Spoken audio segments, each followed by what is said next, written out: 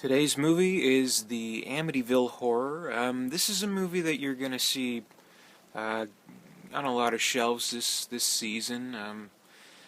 Get a lot of playtime on TV. It's pretty much a well circulated movie for the Halloween time. It's a classic by its own right, I think, because it's pretty much your tried and true haunting movie. Yeah, definitely. Among classics, like say essential classics, this is maybe a little lower on the totem pole. Like I wouldn't say like okay, top 20 horror movies that you gotta watch.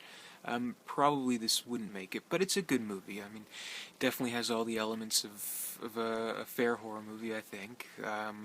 Good old fashioned spooky, weird stuff happening in the house, and the tried and true plot of okay, listen, man, if you get the house for a really good price, it has a shady history, a movie like this, it's haunted. I mean, what am I going to tell you?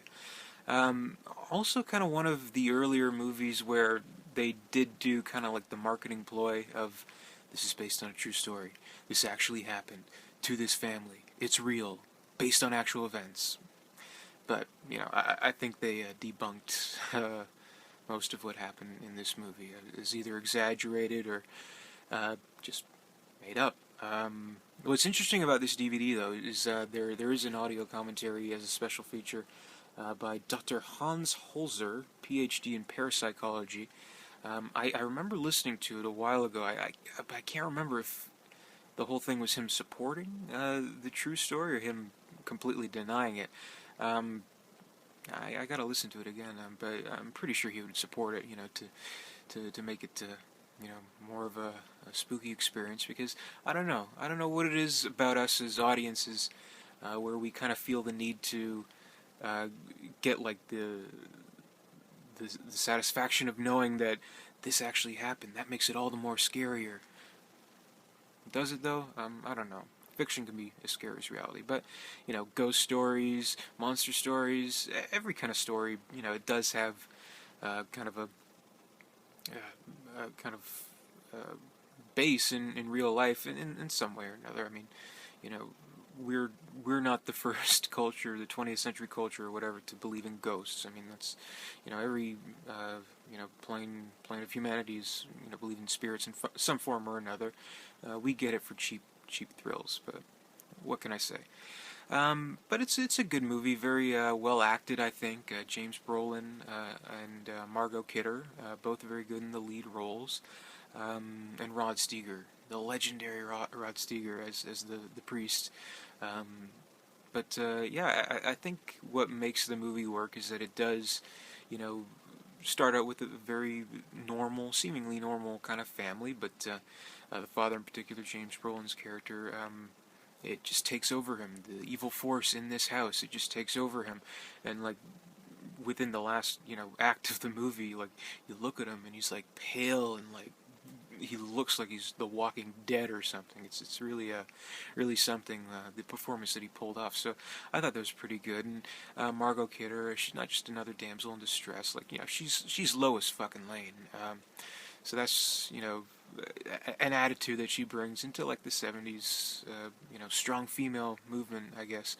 Plus you see Lois Lane's side boob, which is just nice and a little weird, but it's Lois Lane's boobs. I don't know, but anyway, good facts, subtle scares. That's what this movie tries to go for. So, kind of a modern take, at least a modern take at the time, of the haunted house story. So there's good, creepy stuff. Like, and again, it's something that I think we take advantage of. Compared to modern movies with modern effects. But again, like I was mentioning in the Arachnophobia review, there were real spiders that were really there on the set. Same deal as here. Someone had to collect all these flies for that scene with the priest, bring them to the movie set, and they're real. So, I don't know. Compare that to the remake of this movie. And the remake, the one with Ryan Reynolds, piece of shit. Horrible movie, that remake. So it kind of, makes you appreciate this one a little bit more. again, it's not one of my favorites, but it's one I wouldn't, uh, tell anybody not to watch.